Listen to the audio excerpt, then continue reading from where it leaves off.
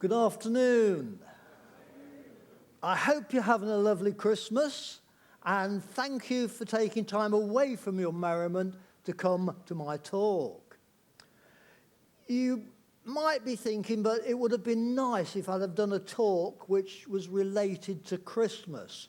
Well, I would have, but unfortunately, I couldn't find any photographs of stables dating back 2,000 years. But at least the building I'm going to talk about was standing at the time, which you may have noticed is the pyramids. Any program of talks on iconic buildings would not be complete without what is probably one of the most famous of them all. There can't be many people who would not be able to recognize the pyramids. Yet how many can explain what they are, why and how they were built? Things that we will look at this afternoon. Certainly, there are many theories about them, some of them more plausible than others, and our understanding of the people who built them is increasing as new discoveries are constantly being made. So let's start by looking at where they are. And you'll know that they're in Egypt, which is here. And if we home in, we can see it's Cairo. Well, Memphis, to be precise, which was the capital of the old kingdom of Egypt 4,500 years ago. The development of Egypt as a civilization is really due to the Nile. It's said that Egypt is a gift of the Nile, as it was the Nile, the river, which brought life to the country and enabled it to develop and flourish. And it was this development which led to the construction of the pyramids. The pyramids is the only remaining wonder of the ancient world and one of the great engineering marvels of all time. As the saying goes, man fears time, time fears the pyramids. They epitomize ancient Egypt, yet they were constructed during a short span of time, early in a civilization that was to last almost 3,000 years. They're situated on the west bank of the Nile, for it was the west that for the ancient Egyptians was associated with death. And the pyramids are generally believed to be tombs for the pharaohs, or a resurrection machine for their rebirth. The mysteries surrounding their symbolism, design, and purpose have inspired passionate debate. But it's unlikely that any of these mysteries will ever be solved. Before we look at the pyramids, we need to understand something about the Egyptians' view of death. Initially, people were buried in holes in the ground with a few possessions that they needed in the afterlife, as seen here by this display in the British Museum. Mounds would then be heaped over them. The hot, dry sand mummified the body, so the process grew of mummifying the body, as the Egyptians believed that the soul needed the body, and if you destroyed the body, then the soul would also perish. And this was one of the reasons for the elaborate protection system devised by the Egyptians. Now, I suppose I ought to show you a mummy. Oh, sorry, wrong sort of mummy. That's better. The people of ancient Egypt believed that death on earth was the start of a journey to the next world. Everyone had an afterlife, although originally only the pharaoh was mummified. Well, he was, after all, God on earth. Later, the process became available for ordinary people, although it was expensive. The reason it was expensive was because of the processes involved. Firstly, the body was washed, and then the organs were removed and placed in canoptic jars. Apart from the heart, which was left in place, as the heart was weighed as part of the judgment process when the person met the gods.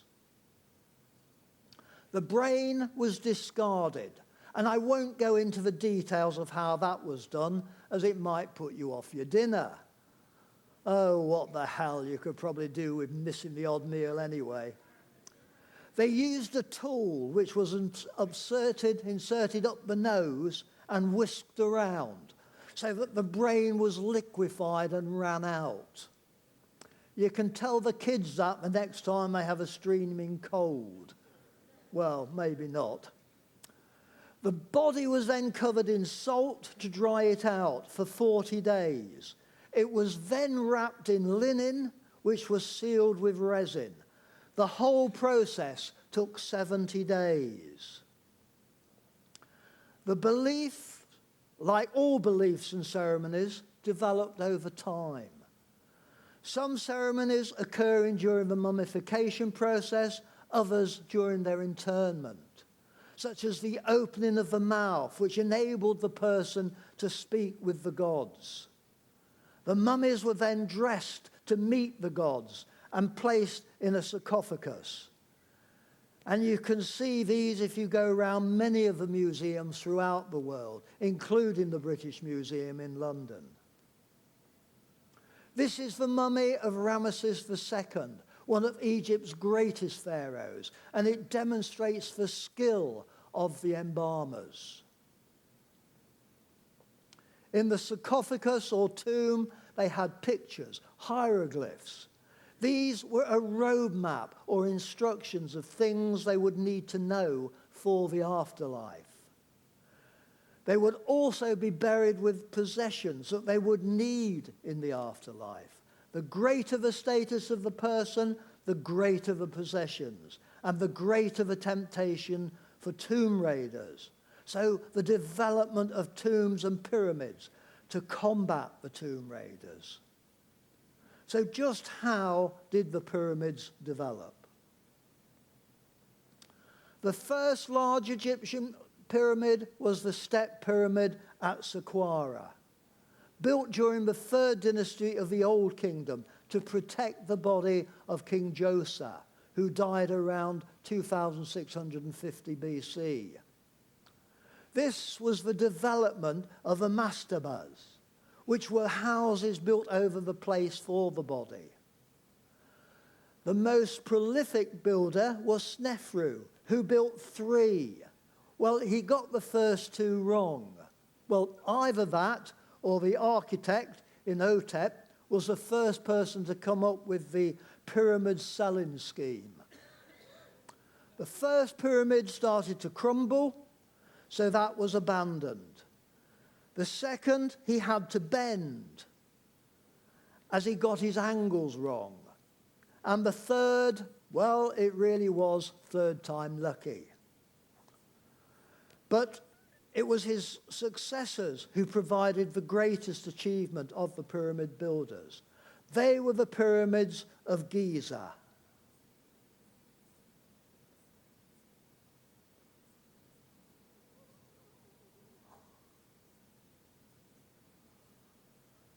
These were built near the capital city of Memphis for the 4th dynasty kings, Khufu, Khafra, and Menkaure, who ruled from 2589 to 2504 BC.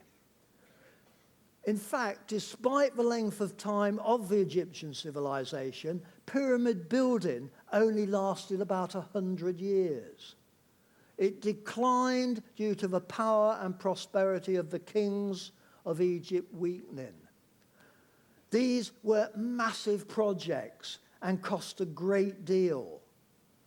With the end of the Old Kingdom and the movement of the capital to Thebes, modern-day Luxor, the kings started to be buried in tombs cut out the rocks in the Valley of the Kings. But that's a talk in itself, and one which I'm afraid I won't be giving on this cruise. So let's look at the pyramids. They're built on a plateau which consists also of a number of other buildings associated with the preparation and maintenance of the pharaoh for the afterlife. Khufu's Great Pyramid is on the right. Khafra's, with the Sphinx, is on the left. Let me orientate you to the complex with the three pyramids of Khufu, Khafra, and Menkaure. Included in the complex are the pyramids of the queens, which is where, yes, you guessed it, the queens were buried, and a number of temples where rituals for the dead king and for the Egyptian gods would have been carried out. A causeway ran to a lower temple near the Nile, which acted as the entrance to the complex. Pits for funerary boats, small subsidiary pyramids, and numerous other tombs for royal family and officials. And I will point out the location of the Sphinx.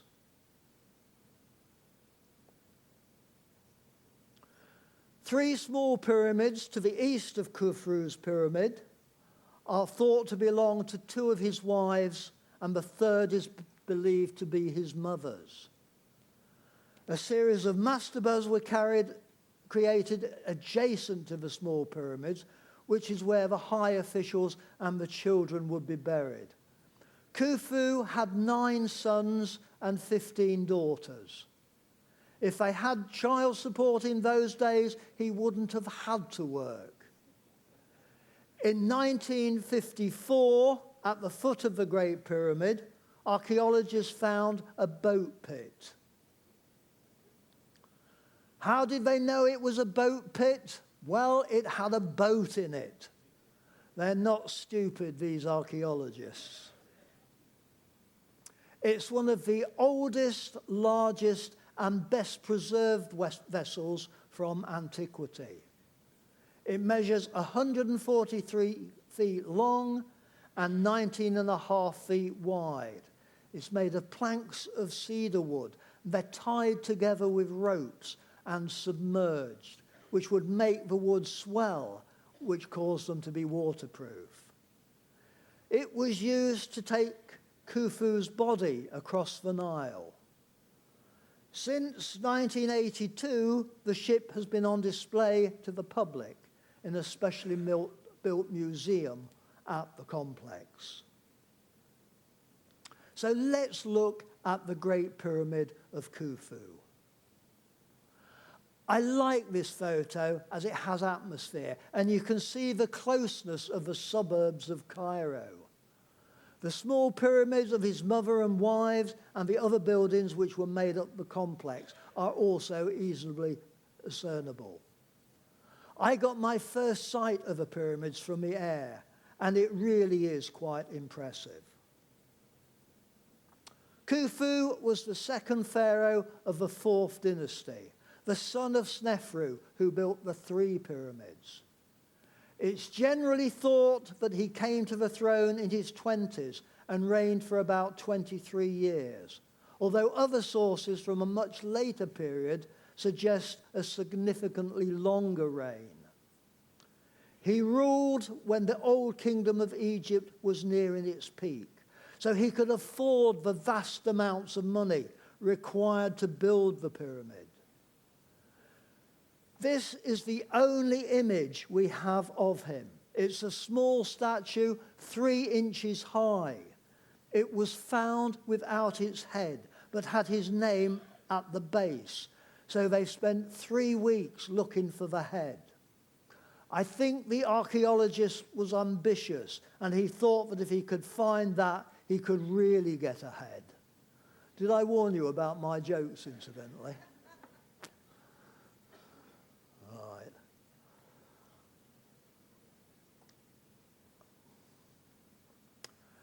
Let me give you some facts which you might need for the end of the cruise exam. I'm not going to read them out, just there on the side. I will say that the base covers more than 6 football pitches.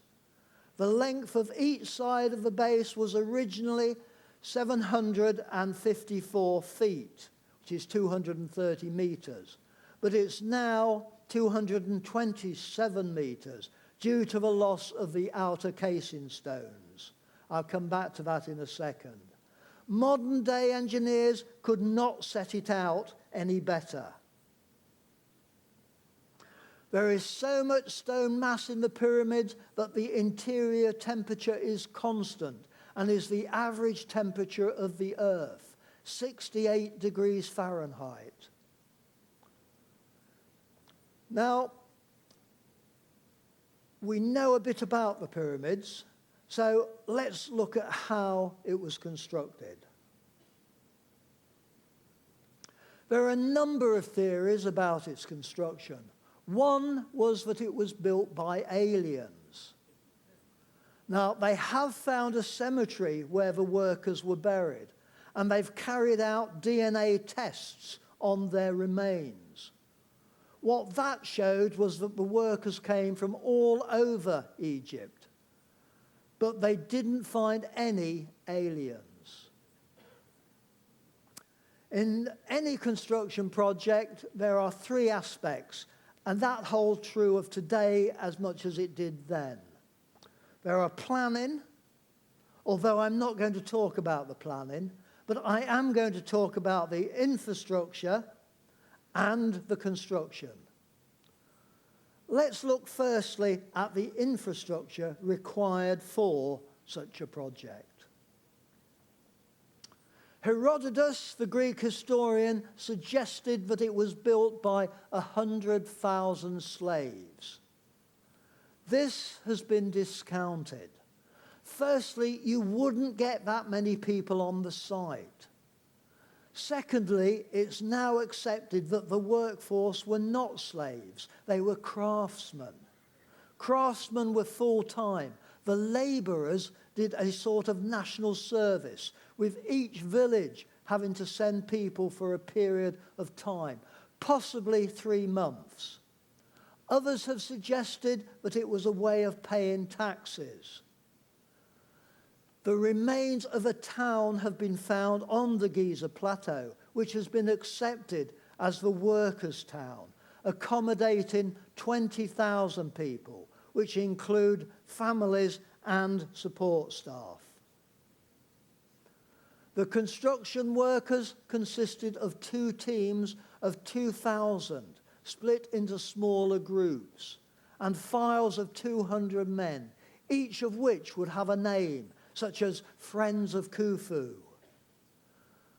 The workers were looked after very well.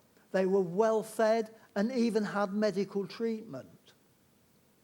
Although it was hard work, and they didn't actually have health and safety in those days. So accidents would happen, and many were killed. Obviously, this would affect the lifespan, and they would have on average an age of 32 compared to the age of 55 for the nobility. To build and maintain these pyramids, an enormous support system must have existed, like modern construction projects. They would have needed production facilities for food, pottery, building materials, and tools. They would also need facilities to handle supplies and for their storage, as well as housing the workforce. In addition, an entire town was needed for the people who maintained the pyramid and for those who catered for the king's spiritual requirements in the afterlife. Let's move on to the construction, and I'll start by looking at the blocks, of which there were 2 types. Limestone, which was obtained locally, and you can see at the quarry here the closeness of the pyramid. You can see in the picture where the blocks were cut out. The other blocks were granite, which came from Aswan, over 100 miles away. So how did they cut and move the blocks? Well, we do get a clue from the picture, but let's look. Limestone was cut with copper chisels and mallets. Granite was pounded with dolerite balls, dolerite being an extremely hard rock. They would also use saws, using sand high in quartz crystals.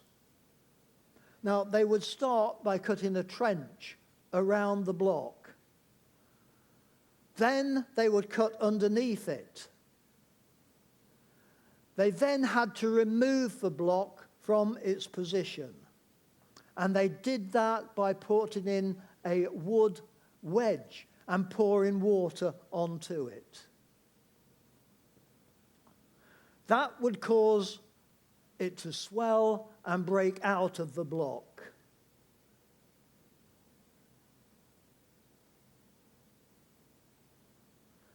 They can then lever it onto a sledge. Once they have the block on the sledge, they could then hitch up their team of pullers and off they go. We know that they moved the rocks by sledges because paintings that they found in the tombs on the walls. We also know that they moved blocks from Aswan, and they were floated along the Nile on boats. Once again, from the drawings what are found in tombs. They would ensure surfaces were flat with an A-frame and a plumb bob. Note the mark in the centre, which is where the string would be aligned.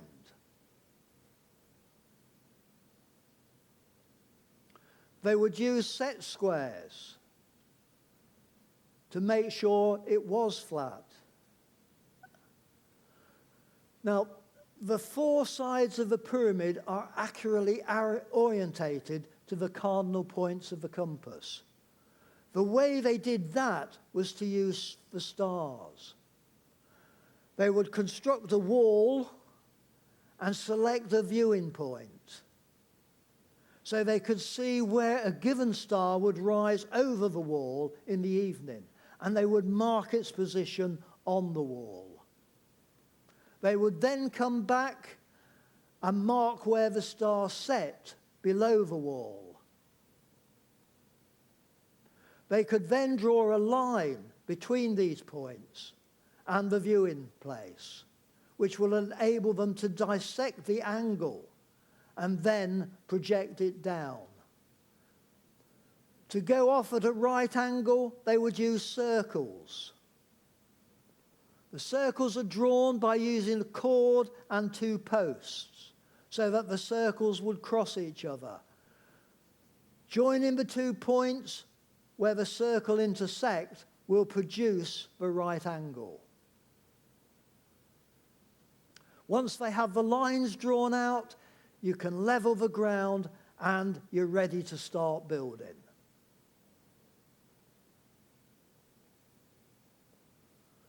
The Giza Plateau has a fairly level granite bedrock base. In essence, it's a flat-topped mountain. Other regions near the Great Pyramid would not have supported the immense weight of the structure. Because it was flattish, it could be leveled reasonably easily. And the way that they ensured it was level was to use water.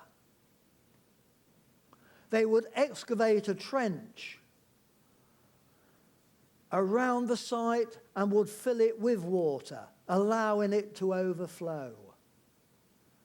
This would flood the site, which would show any projections, and these could then be removed.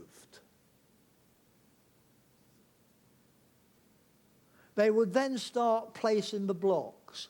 For any mathematicians amongst us, I'll give you the calculations relating to the construction. It took 10 years to prepare the site and the infrastructure, and then 20 years for the build. So how did they place the blocks? They would start on the first layer and layer them to cover the base area. Let me show you that from the side. The first layer would be completed, laying the blocks precise where it can be seen. Internally, they weren't so precise. They would use rubble and ordinary filling. They would then construct a ramp and place the next layer. So if we look at the whole thing, we can see the blocks laid and then the ramp built so that the next layer could be placed. And they would raise the ramp and place the next layer and carry that upwards. And here we get an idea of the complete picture with the ramp in place. It's believed that the stones were hauled up the slope gradually using the ramps. The ramps were built of mud and stone with wood runners which could be lubricated by water. The sledges were pulled up by a team of men using ropes of papyrus twine. The remains of ramps have been found at Giza, so it is a fairly good conclusion to jump to. Although in September of this year, a discovery was made in a quarry near Giza, which shows a ramp with steps either side. So it's now being considered that this may have been used, as it would then allow a steeper ramp to have been used, resulting in a quicker and easier movement of the blocks. Once they got to the top, they would place an outer mantle of white limestone on the stones, which would be polished with sand to make the whole thing smooth. It's estimated that they had 144,000 casing stones. The casing stones have now gone, which leaves the inner blocks exposed. And this photo will give you an idea of the size of the blocks, which could weigh as much as 20 tons. It's believed to have had a cap on top covered with gold. Once that was fitted in place, they could move down, placing the facing stones to give it its final finish. Here we can see the different stages of construction at the entrance of Menkare's tomb. The rough blocks, which form the body of the pyramid. The facing blocks, which were first placed, and their lugs still intact, which enabled them to be maneuvered. And finally, the polished blocks of the completed project. Let me take you inside the Great Pyramid of Khufu. Inside the pyramid are a number of chambers and passages. I'll start with the descending passage, which leads to the underground chamber. This room under the Great Pyramid is a mystery. Some believe that the tomb was left unfinished for religious reasons. Others believe it was originally meant to be the burial chamber, but that the architect changed their minds. While other people believe that the room was built to fool tomb robbers and lead them away from the real burial chamber. The general public are not allowed down this passage. The original entrance to the Great Pyramid is on the north face, 15 meters high with a double vault over it. The entrance is offset 7 meters east from the central access. The modern entrance, incidentally, is located several meters below this. It is a forced entry of the Caliph in the 9th century. In the 1920s, archaeologists used dynamite to get into the pyramid. The ascending passage is 36 meters long and leads from the entrance of the pyramid up to the Grand Gallery. It's only about 1 meter wide and little over 1 metre high. One word of caution: this is not a place for claustrophobics to venture. The grand gallery leads to the king's chamber. Note the steps and the handrail at the bottom, which rise up gradually. I'll state the obvious here, that the handrails were added later when it opened to visitors. The walls are made of polished sandstone. The roofing has overlapping stone blocks to create a stepped effect. The hall is 59 metres long and 9 metres tall. Why so tall, you might ask?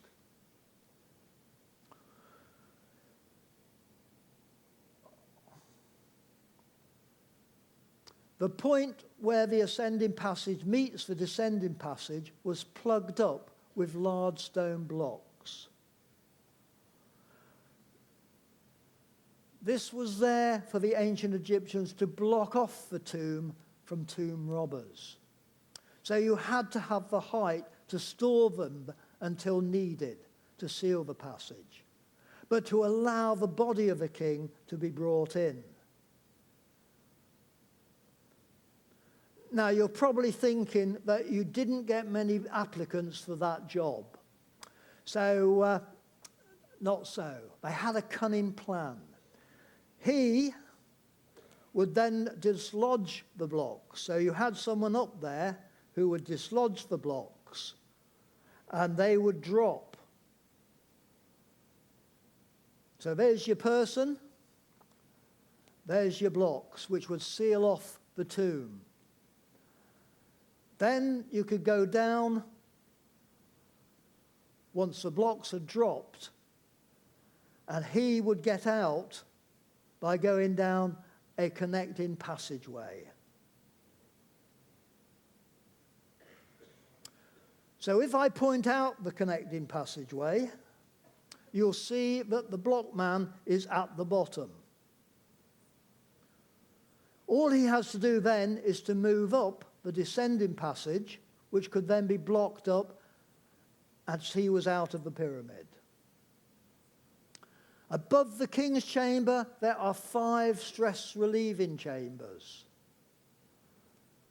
These help to redirect the weight of the heavy stones at the top of the pyramid off the inner chamber. The Egyptians designed this chamber to withstand the weight of the pressure from the top of the pyramid by building 5 low roof chambers that were covered by large blocks of stone.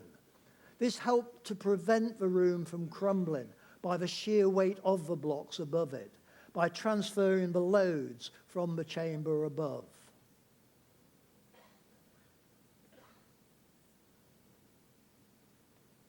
The burial chamber itself contains just an empty sarcophagus.